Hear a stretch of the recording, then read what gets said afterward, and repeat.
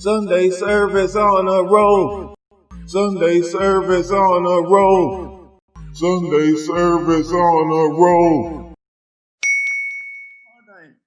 All right, so to answer your question, pretty much, what is the underworld? Oh, so basically, the underworld, when I think about it in simple terms, the underworld is your subconscious mind. The underworld is the place that's like the inverted world from what we see every day, right?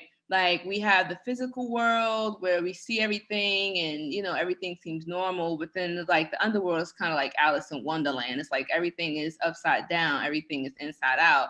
And it's making us look at the aspects of ourselves that we don't like to see. It's making us look at our shadow self. Like I said, like there,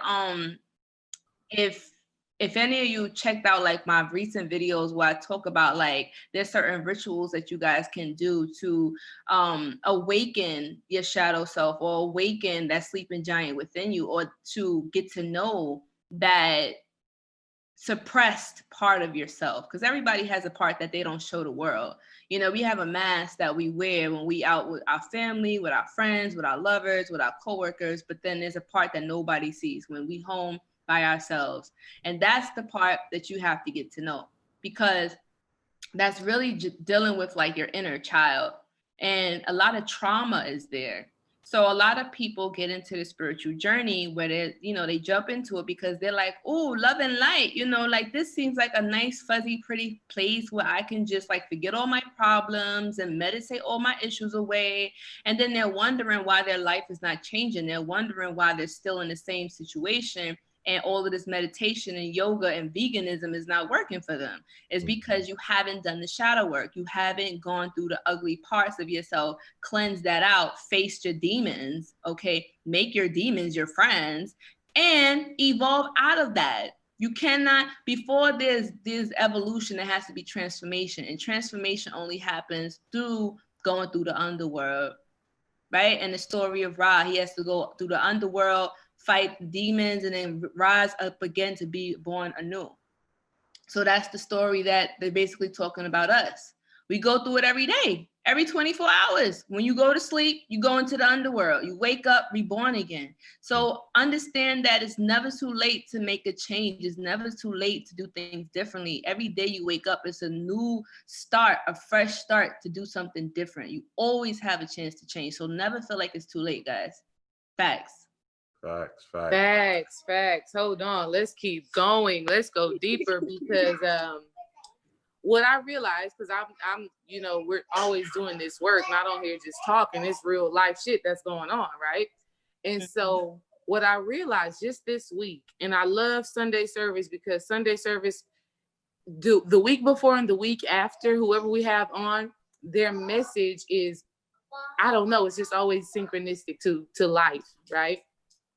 And so I realized this past week that the underworld, or the aspects of myself that I have to shed more light on and get more comfortable with, don't even come from this specific lifetime. I got to go back lifetimes to deal with this. And something so beautiful that came to mind, I think that was 2 days ago, love, where I was like, I had an opportunity, a huge opportunity. And the emotion that I'm having to deal with is abandonment, right?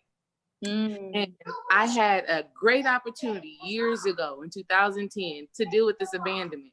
I was overseas playing volleyball, and I was just by myself. And so instead of finishing that season, I ended up leaving out of fear, right?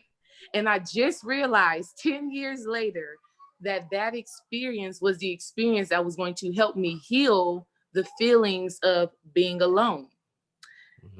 Tell me and tell some of the people how our everyday experience not only reflect what may be going on, you know, in this lifetime, but possibly something in the past.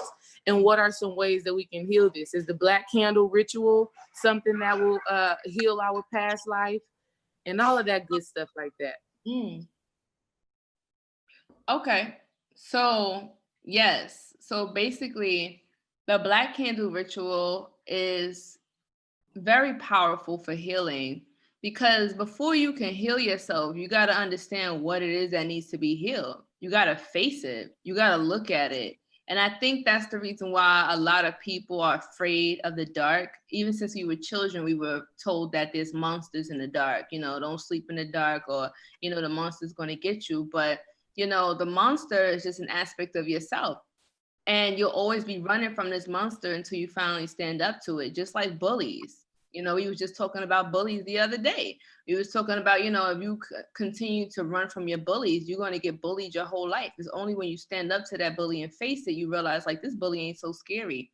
You feel me? So it's like doing that black candle ritual is very healing. It's not pretty, though. I'm going to tell everybody that. It's like you're going into the underworld, dealing with the left-hand path, dealing with the dark magic, dealing with chaos, dealing with all of that is not pretty. It's not meant to be. But life is not meant to be all nice and pretty. Even nature has its, you know, pretty and ugly parts of it. You feel me? Like, people may think that, oh, you know, a hurricane coming through and destroying a whole village is terrible. But you got to look at it from nature's point of view. Nature's just kind of like, well, you know what? It's time to rebuild a new village. It's time to clean things out. It's time to remove the old. And nature just has this attitude about itself. So we have to realign ourselves with nature and have this kind of like objective point of view on our life, where it's just kind of like, you know what? I want to grow. I want to be better. I'm tired of reliving generational curses. So how can I break this? A lot of you in this chat room, a lot of us, the millennials, a lot of us, this new generation, we come to break our old generational curses of our parents, our grandparents, our great-grandparents. We are the seeds of our ancestors, and they are looking up to us, and we are their hope. We are their seed of hope to do better, because we have to shift the paradigm.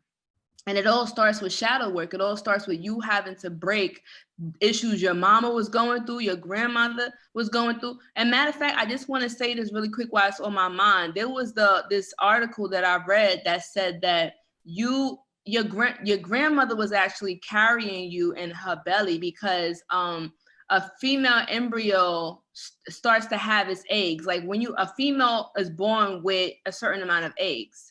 And once you become an embryo, like when your mother was inside of her mother, which is your grandmother, your grandmother was actually carrying you, because you was one of the eggs inside of your mother when she was an embryo.